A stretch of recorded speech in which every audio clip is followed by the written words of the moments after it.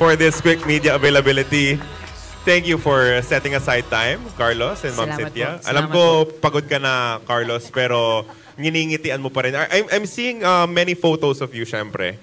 But it still feels like you're soaking in each and every moment. Parang ninanamnam mo talaga yung pagkita mo sa mga tao, yung mga guesting mo. It looks like you're still, kahit na pagod ka, enjoying the moment.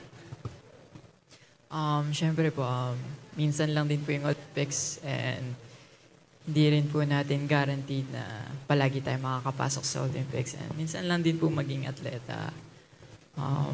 Binibigay ko rin po yung best ko and to show yung gratefulness ko po na binigay sa akin ng Panginoon Diyos po. I-appreciate po yung mga bagay-bagay po at pagpasalamatan po yung mga taong nagdadasal at naniniwala po sa akin po.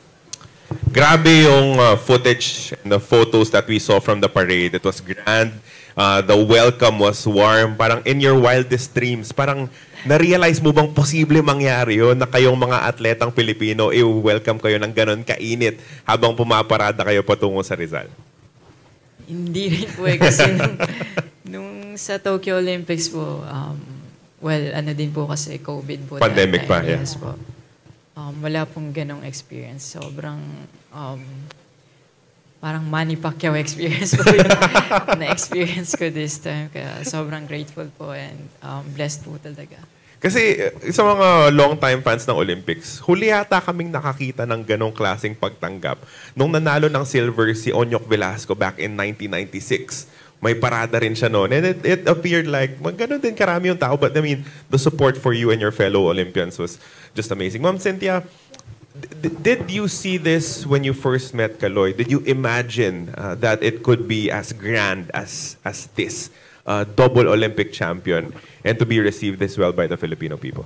Not really. I knew he would be a champion, but I'm really impressed. You know, can you tell me how many people were cheering? Yes. A lot. It's millions. Yeah. No?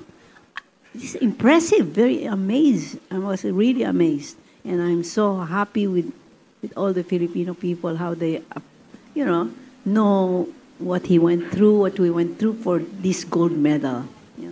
Ma'am Cynthia, you've told me many stories before that you feel like you're a professional beggar for Carlos Yulo. Your words, not mine.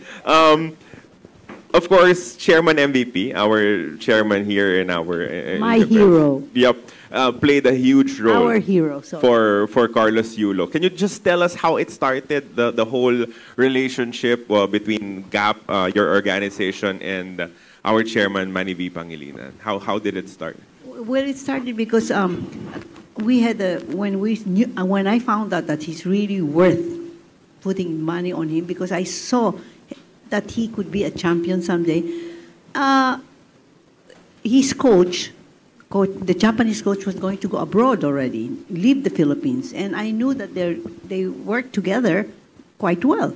So I said, what will happen? I need money to follow the coaches. To go to Japan? To go to Japan. That's expensive. His schooling, his training, his everything. So, and Gymnastics Association at that time didn't have the money. Neither the Philippine Sports Commission was going to help me. I came to them and I said, no, I have an athlete that I can bring. They didn't want. They said, I'm sorry, gymnastics. They said they didn't believe that there was going to be a gymnast someday that will win a medal. So, but when I went to Ricky Vargas listened to me, and I told him, Ricky, I promise you, someday he will win a gold medal. Just give me the money. so he said, okay. He said, I'll talk to Manny Pangilinan. And Manny Pangilinan came through, and he gave me the medal through Al Panlilio, the threesome. Yeah. And we came, you remember, I brought him to Al Panlilio. He said, he signed the contract, and he was giving us money all the time. So ABAP Chairman Ricky Vargas and yourself from the Gymnastics Association tag team, and now you created the 4 medals, right, for Paris 2024. Yes, I thanked Ricky Vargas. That's why I was looking for him in Paris. Yeah. I wanted to really hug him and thank him. And one of the first telephone calls I got was from my MVP, family, of course. MVP, congratulating him. And Carlos, happy. yeah. Carlos, we know that there was a lot of pressure from everyone, right? Lahat ng buong Pilipinas nakaasa sa iyo, not just to medal here in Paris 2024, but to win gold. Ikaw talaga yung tinignan to win that gold medal. But from your experience in Tokyo, ano yung nadala mong aral? What did you learn from that experience heading to your second Olympic stint? Nung Tokyo po kasi, hindi din po ako ganun ka-confident sa kakayahan ko po eh. And hindi ko pa po talaga na-explore yung sarili ko po, yung true self ko po. Sobrang mayayain. Feeling ko ang liit ng galaw ko sa Tokyo talaga. And kahit preparado po akong pumunta doon, hindi talaga lumabas yung pinractice ko po talaga. And nasabi ko po siguro sa mga marami kong interviews after the Tokyo po na lahat ng magiging competition ko, revenge po, yung gano'n. Pero hindi po siya sustainable kasi talaga eh.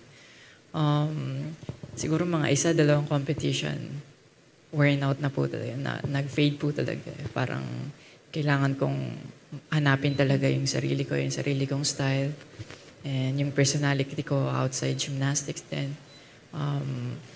Kailangan din na i-balance yung sa personal life ko. Ngayon, mas confident po ako. Mas kilala ko yung sarili ko. Masaya akong ginagawa yung gymnastics. Hindi lang siya revenge talaga eh. Parang pupunta ka doon na pag-aralan mo yung bawat movement, yung personality mo, kung paano mo i-handle yung difficulties. Kasi hindi din po palaging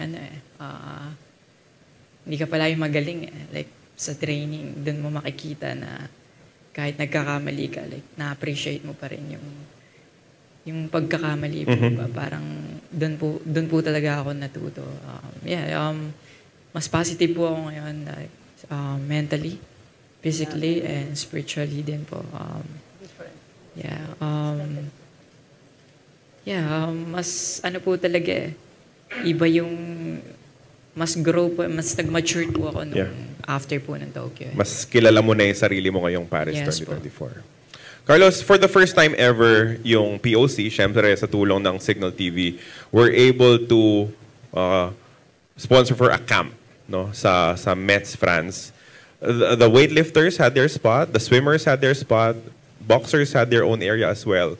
But in terms of the facility, mukhang yung pinaka sumwakto talaga is gymnastics. Kasi Ma'am Cynthia, you could say that the facilities were also good in Metz. Gaano ka-importante yung panahon na yon at you were there in France already, na isang buwan pa lang, tapos talagang nakapag-focus ka sa training mo?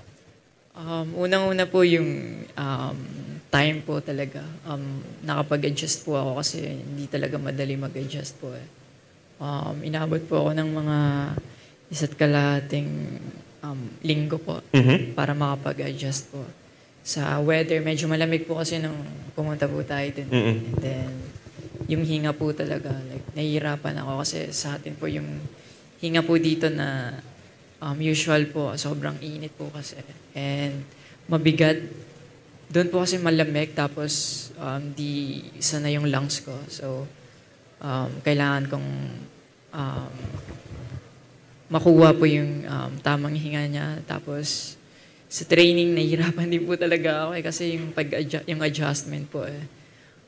Pero yung experience po na yun, sobrang laking tulong po connected sa naging performance ko po sa Olympics po. Kasi dun sa trials mo, parang ramdam namin yung tension, di ba? Nanonood kami dun sa Tita Cynthia, we were also there. We were there watching. There was so much tension, di ba? Kasi yun nga pinaghahandaan mo is not just to medal in the Olympics, but to win a gold.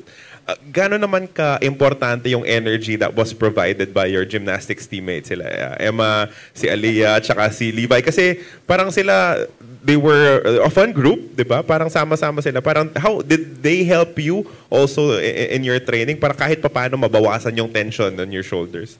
Yeah, yung energy po, especially Emma po. Like, grabe energetic. Sobrang positive kasi sobrang ng tao, positive. eh. Nakakahawa po talaga. Yeah, yung last po na nag-training kami, napasayaw pa kami. Yeah, so sobrang tuwa po and saya. Sobrang gaan po nila ka-training po and nakaka-inspire din po. Siyempre, natuto din po ako na kahit ganun pala na ganun mo tignan sa ganung perspective po. Matututo ka po and may mas makikita kang higher potential mo eh. So they really help you out in your preparation. Yes, I'm sure yes. marami rin yung Baliktad. naitulong nila. Baliktad, he gave them inspiration. Oh, of course, it works both ways. Ma'am Cynthia, your process with Kaloy, from discovering talent to winning an Olympic gold medal, it took you more than a decade, right? What 16. lesson does this serve to all the NSAs out there? Because patience is required for you to turn raw talent into an Olympic champion. Correct. I can tell you one story. When he went to the World Championships, when Coach Mooney told me I want to bring him to the World Championships, he was just really starting. I said, World Championship, that's the whole world. And he's junior, it's 18 years and under. I was worried he was not yet ready. I said, are you sure? Yeah, he needs exposure. So, okay, God, money again. There was no begging for. So we went to the World Champ, and I went with him. And he won third place. And when what he said, the technical official of all gymnastics, he came to me and he said, Cynthia, take care of that boy. If he did not fail in the Palmer horse, he would be a silver medalist in the World Championships. I said, oh, that's it. That's when we It's time started. to beg for more money, That's right? that's when we started. And now you're sitting beside a double Olympic champion. Yes, Ma'am I'm Cynthia. so proud of him. And, we work together and it's really, really great. And I wish all the, I wish all the NSAs had, not athletes, but athletes like him that appreciate what you're doing and appreciate, and also the NSA leader should also go out of the way for the athlete. They should work together. Yeah. That's the important thing. Because the Filipino athlete is world class. We just need to give them the proper support. Exactly. You said the right word. Carlos, Ma'am Cynthia, we also welcome questions from our friends from the media. One question from Marty Bautista of News 5. Carlos, 2028 Olympics, I'm sure it's still, far from what you will be preparing for. But again, looking forward to it, to be a 3-time Olympian, is that still, part of your goal? Yun pa rin ba yung ultimate goal, the next step for you? Of course po, right now, I have to work on my another plan po kasi magbabago po yung rules and kailangan kong maka-adapt po sa ganong rules ulit. Gusto ko this time po, ang target ko na maka-medal po sa individual po talaga this time. Yeah. Kasi ngayon po na laman ko na medyo malayo pa pala ako sa pang-individual all around. More on floor, vault talaga yung malakas ko po na apparatus kasi. Pero still, target ko pa rin po na makapag-medal sa floor vault and hopefully makapasok po talaga sa P-bar. And syempre, ang next na ultimate goal ko po sa all-around po talaga makapag-medal po. How about Carlos Yulo with a team surrounding him for LA 2028? A men's team surrounding Carlos Yulo for LA. Yeah, nakalimutan ko po. Ayun din po yung isa sa mga pangarap ko po na kasi pag nagka-medal po kami doon, hindi lang po ako yung may medal po. Yes. Like lahat po kami. And I'm really hoping po and praying po na maging healthy po yung mga teammates ko and magawa po namin yung pinapangarap po namin lahat po. Carlos, when I was coming here, I was watching videos on Instagram. Tapos nakita ko, there was an Olympic gold medalist from US. Compare yung incentives niya dun sa incentives mo Parang medyo manipis yata yung sa US. A question from Marty Bautista is, anong plano mo sa cash incentives mo? Is there something that you really want to get for yourself? Parang meron ka bang gustong i-gift sa sarili mo? Kasi kanina, I think an hour ago, may bagong kotse ka na, di ba? yun yung bagong labas. So congratulations. That's a very nice car. But is there something that you want to get for yourself still? Di ba? Parang a little token just to reward yourself for all of the efforts. Actually, hindi ko po talaga iniisip pa po kung ano yung mga nakukuha ko po actually talaga eh. Na-appreciate ko po talaga yung mga help po pero yung gold medal po talaga, yung grabe. That's the ultimate prize. Ayun po yung detail po talaga nun eh. Sobrang thank you po talaga sa mga nakarecognize din po sa amin. And nabigyan po kami ng parangal po din. Ngayon, like, focus po ako na sa personal life ko and to balance it po. Siyempre, after stressful po na competition and mahaba-haba na pagpaplano, nakamit ko din po yung pinapangarap ko po sa buhay. Kaya sobrang salamat po talaga kay Lord po. Questions from News 5 Digital, kina Von Belinario and Jonathan Buena. After you rest and recuperate, after you spend time with your loved ones, yung mga nakapaligid sa'yo ngayon, ano yung mga naka-line up mo na tournaments in the near future? When are we going to see Carlos Yulo compete again? Actually po, yun din po yung isa sa mga isasama ko po sa plano ko po. Kasi right now, natapos ko po yung end plan po, yung game po eh, which is yung Olympics po. Kailangan ko po ulit mag-search ng mga competitions po again na sasalihan. And of course, mga training plans, scheduling po ng mga trainings ko and competition. Ngayon pa lang po. Pero bala ko rin po mag-training camp ulit po ng gaya po ng ginawa ko na preparation for the Olympics po kasi sobrang laki po na natutunan ko and feeling ko po mas mag-grow po ako pag ganun po yung ginawa ko po eh. A question from Denise Valdesancho of One News and One PH.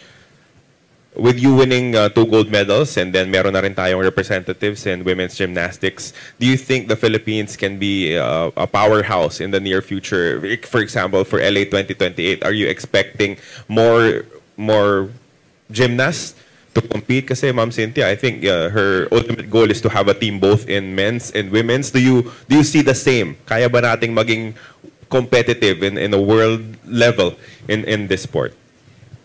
Yes po. Kayang-kaya naman po.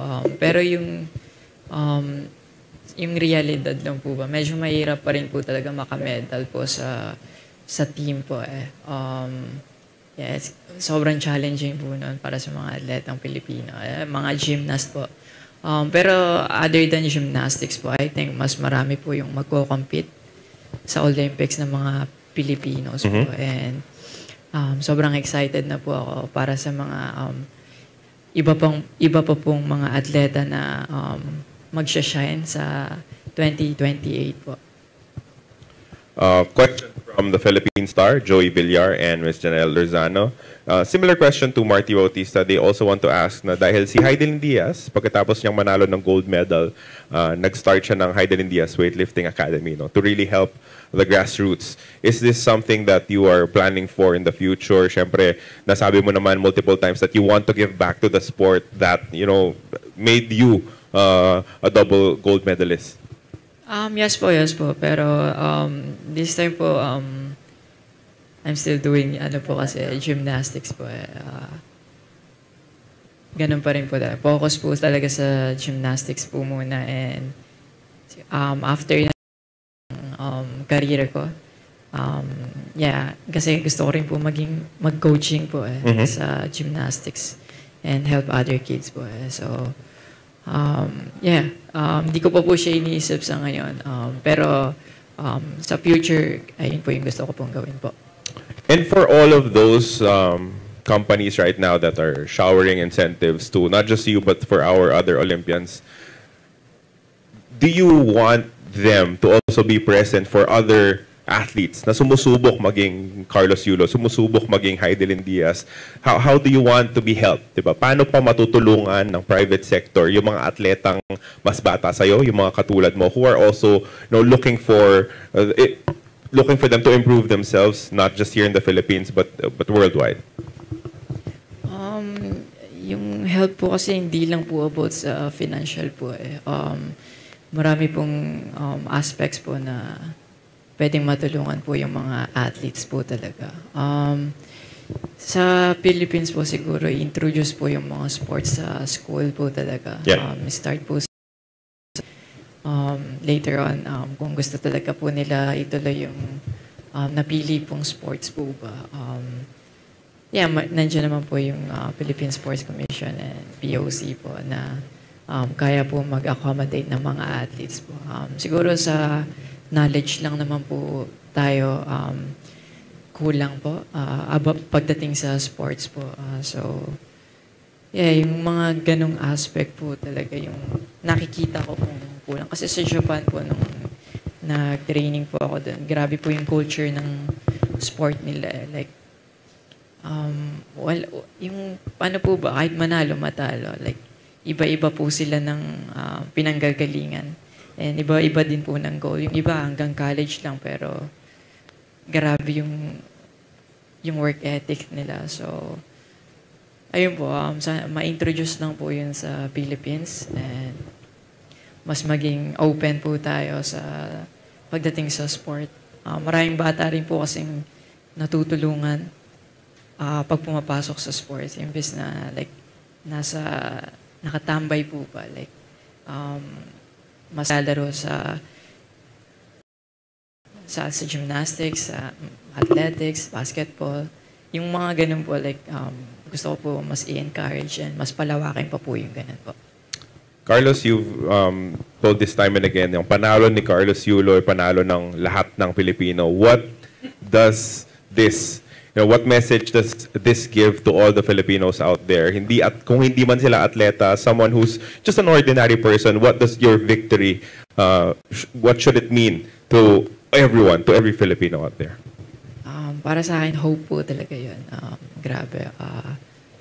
Huwag tayo mawalan ng pag-asa kahit sa mga mahihirap na challenges sa buhay. Tuloy-tuloy po natin kung ano yung pangarap natin sa buhay. Okay lang madapa ng madapa kasi doon tayo natututo po talaga. And wala pong pagkatalo talaga sa mga experience sa buhay.